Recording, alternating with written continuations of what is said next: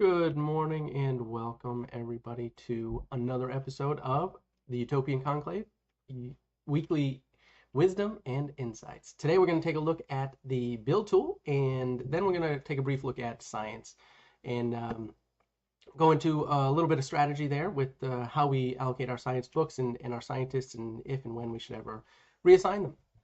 So let's get right into it. I've got my province here, and let's get right over to the build section. So we have a native build tool right in here where you can save builds and delete builds. Now, there is one problem right now, and we cannot save our builds across devices.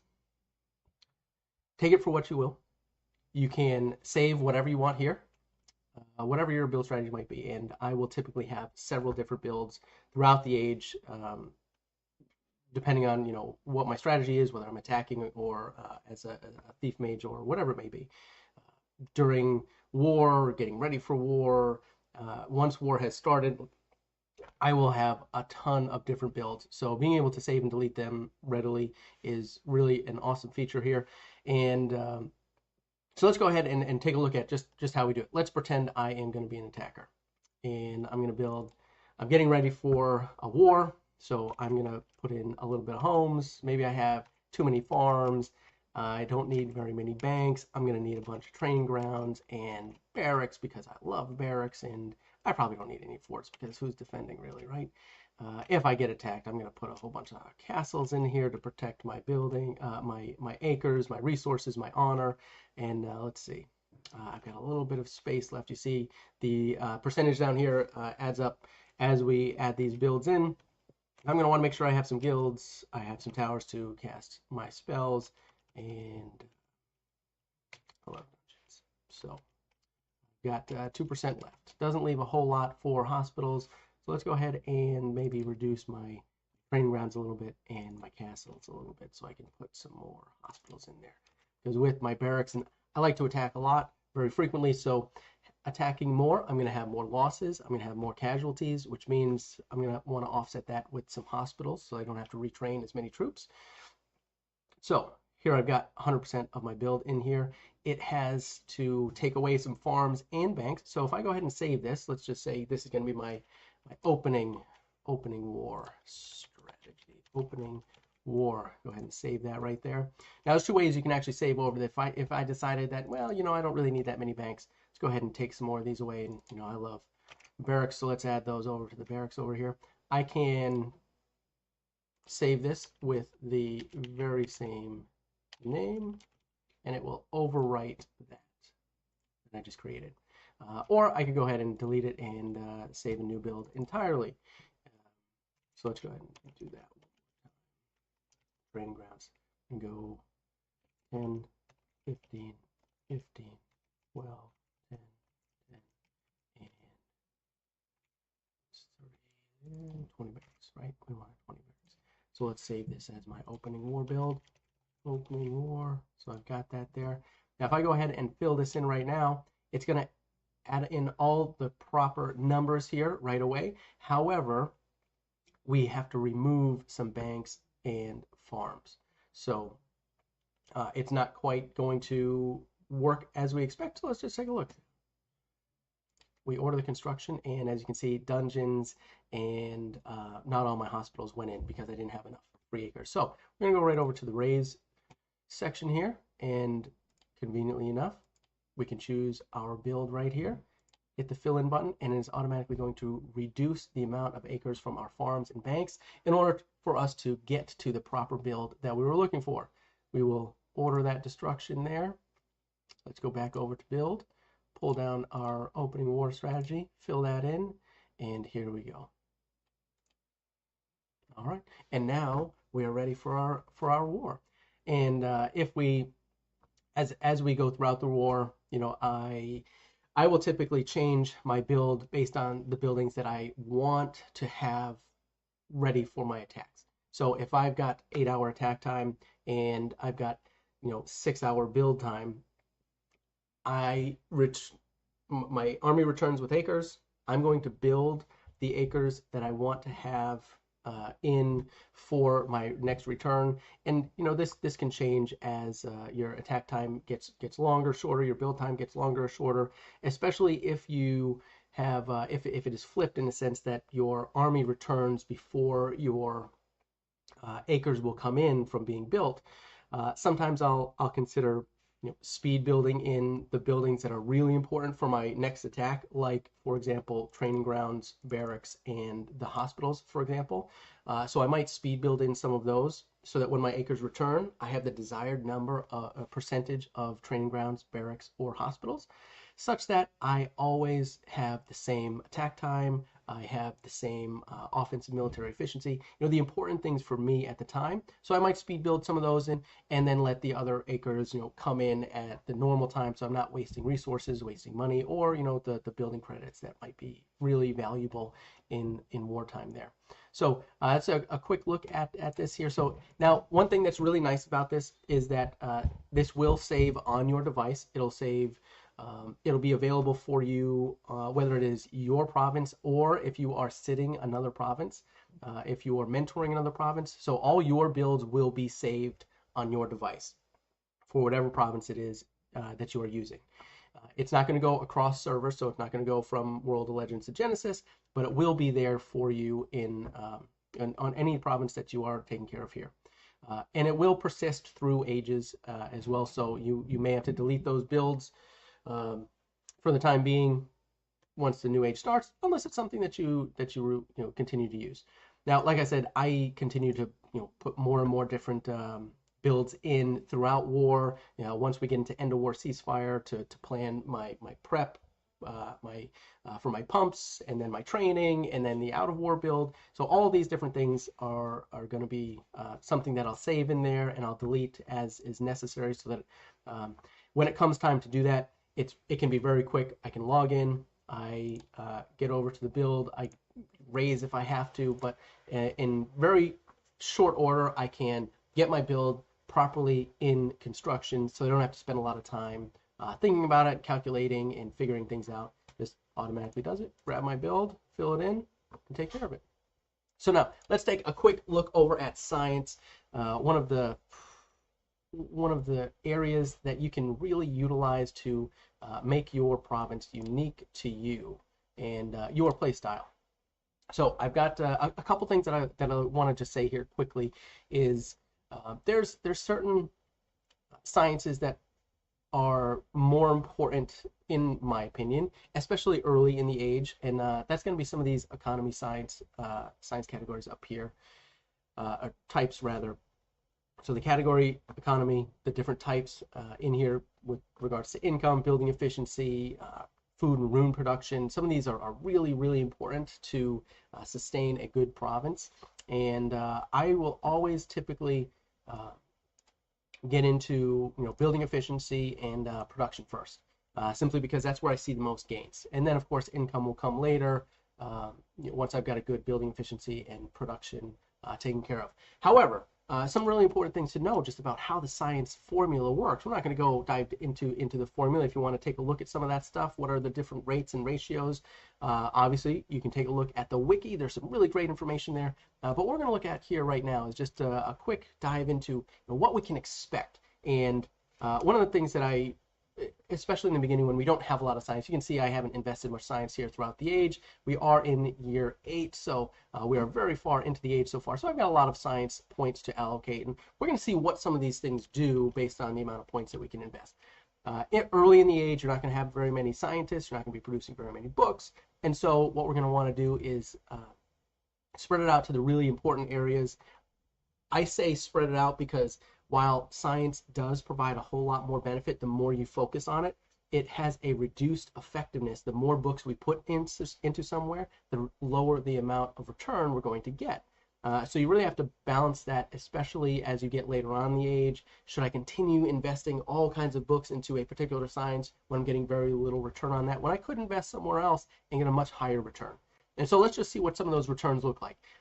Especially in the beginning. So like I said, in the beginning, what I'll do is almost always I separate, I'll split my between tools and productions, whatever I have for science, simply because you can get a fairly minimal building efficiency that's going to spread across all our buildings, which, especially in the beginning, things like banks and farms and your towers to really get you going in the beginning there. And then the production. So as you can see here, about 6% with just 1,000 points. And so what happens if we put another 1,000 points in? Will we get another 6%? And of course, the answer is no for those of you who understand how the science has worked for a long time.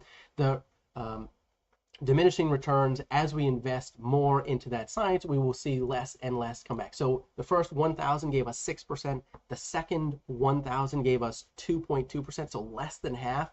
And which means if we got 2.2% for the last 1,000 we put in, as we put another 1,000 points in, we will continue to see less than 2.2%. So now 9.8, so now 1.6% on the next 1,000, and we could continue doing that. But what's it really going to look like for us? And so typically, what I will look at, and I don't spend a lot of time calculating and formulating, well, exactly how much percent am I going to get when I invest these many points. For me, it's always just I need more building efficiency, or I need more production, or I need more income. And it'll be, most of the time, I'll just dump everything in there without much regard for it. But when you have these instances, for example, when you are at the end of a war, war has concluded, and whether you're the victor or the loser, depending on the server that you're on, you can be awarded a whole lot of science books. And so just dumping, all 300,000 into one area may not be exactly what you're looking for. So you want to spread it out a little bit. And when I'm looking at this stuff, I do very simple math, and it's not going to be entirely accurate, but it's a very good method that I like to use to tell me, it gives me a brief understanding of what I can expect my next percentages will be. So for example, if I have 1,000 points here in building efficiency, we have about 1.4% gain from that 1,000 points. So usually, and again, very rough, brief math here for me. If I take the amount of points that I have in that science and I multiply it by 3, and I add that amount, that will just about double what I have for an effect. So we have 1.4%. We have 1,000, so if we multiply 1,000 by 3, if we add 3,000 points, we should see about a double in effectiveness here. And as we see there, 2.7, so we're just about there. It's a method I like to use very simply, especially when we get into much higher numbers, like, for example, this, our wage reduction here. So if I really wanted more wage reduction, which typically I probably wouldn't. I don't use wage science all that much over a certain level, but it's an easy number here for us to look at. We've got 40,000 points in there right now. So if I add 120,000 points, we should expect about 20% wage reduction. And there we go. So that's how I typically look at some of these things. Overall, if I'm, once we're established and once we're going, and I'm looking at, I've got, now once we get to this point, I've got 160,000 points. For me to develop or accumulate 3 times that, which is, almost 500,000 books, it's probably not going to be something that I see very often or at all, depending on, how many scientists I have in that category. I might only ever see that if we are winning a war or something like that, where I'll get a really large amount of books in that category. So I might never be able to put the 3 times in, but I can utilize that sort of theory to then, understand, well, what could I get if I added? So for example, we've got 160,000 here. I only have 180,000 books to invest. So putting 160,000, we know it's going to be a reduced effect. We saw, especially in the beginning, when we had 6% here, and then the next, when we doubled that, we saw less than half of the return. So we can expect for, if we put the 160,000 in here, less than half of that return there, which means, we could expect probably about 6% here, a 6% wage reduction versus being able to put, 90,000 into income, which would provide us a much larger increase in value there. So while wage reduction might be great, might allow me to keep my wages at 200% versus 100 or 150%, and keep my military efficiency up by having a lower wages, I could much more likely increase my income to offset the differences there. So we've always got options, and depending on your play style, you'll choose how you want to make your province unique. As we continue, as we get into areas of population and defensive military efficiency, offensive military efficiency, all these different things allow you to customize your province to fit your play style. And the more you focus, if you want to focus an extreme amount of books into a category, you can certainly skew that category of your province to that being your strength. And I highly encourage you, finding a good play style so that you can customize to your liking. But there is something to say for spreading out your books just to be a very well-rounded province. I certainly would not. So I've got 290,000 books here to go into our military. I certainly wouldn't put all 290,000 into defense. While I would have a pretty decent military efficiency bonus there for my defense, I would gain a whole lot more by putting, say, 250,000 in here and then spreading the rest, like 10,000 to each of these areas, or something of that nature. So utilizing a high amount in a category that you like while still putting smaller amounts into the other categories, so that you can see a much better overall return on some of the things that you can get here. So by doing that, if I put the other 80,000, 90,000 points into military efficiency here, we might have seen maybe 2% gain there. And so we can increase our offense, our gains, training time, like all these other things we can benefit from by adding points. And then I would even consider, adding more with a spread like this. I would continue to add more into all these other categories before I continue to add more into, the defensive military efficiency category, simply because the rate of return is going to be so low in this category. And similarly, the same thing, it applies across the board here. Now, some of the numbers do get a little bit more exciting when you get into the arcane category, because as we look at, let's just briefly look at some of this stuff here. You can see the effectiveness that you get from very small amounts in terms of, like, thievery and wizards per acre, thieves per acre, can be very large. So by concentrating a lot of books in these categories, you can really see some power shifts in your province versus other provinces, especially provinces like attackers who may not invest a whole lot of points in these categories. However, it does take a considerable investment. For example, I've got 560,000 points to invest here. If I simply invest 100,000 into each of these categories, which is not a big deal to do for TPA and WPA, which I highly recommend to everyone, having a good base in here. Because you're going to see, in order for us to double, or in order for a TM to double this, they're going to need to invest at least 300,000 more points into this than we. So we can utilize those 600,000 points for them to double us over here into some other categories. And then, of course, we can utilize buildings like watchtowers or homes to provide us a good defense there, and sort of mitigate some of those opportunities that the TMs might heavily focus in to offset their differences and make their provinces more powerful compared to ours. So I hope that gives you a little bit more insight on some of the different things here in the growth tool and the build tool and this science here. I highly encourage spreading out these science points so that you get that base effect really quickly, really easily, like I've done here in the military category, and then focusing more in on the areas that you like to specialize in, whether that be attacking, offense, defense, gains. Probably one of my most favorite parts of the game is playing with the different gains, using the gain siege science here, and some other fun things that eventually we'll get into in one of these episodes. So that's gonna do it for us here today. I hope you enjoyed the information I was able to provide here for you today, and use that to your advantage. Now, before I sign off here, I do want to, as I mentioned, these build tools, they do get saved on your device. So that means if you wanted to have this same build that you have saved here on your phone, All you have to do is log in on your phone and save the build on your phone, and now you've got it across your phone and the computer or tablet, whatever you might be using. So we do understand that it is something that would be nice to save across all your devices. It is something we are working on in conjunction with the new Intel site here, but that will be a feature for later.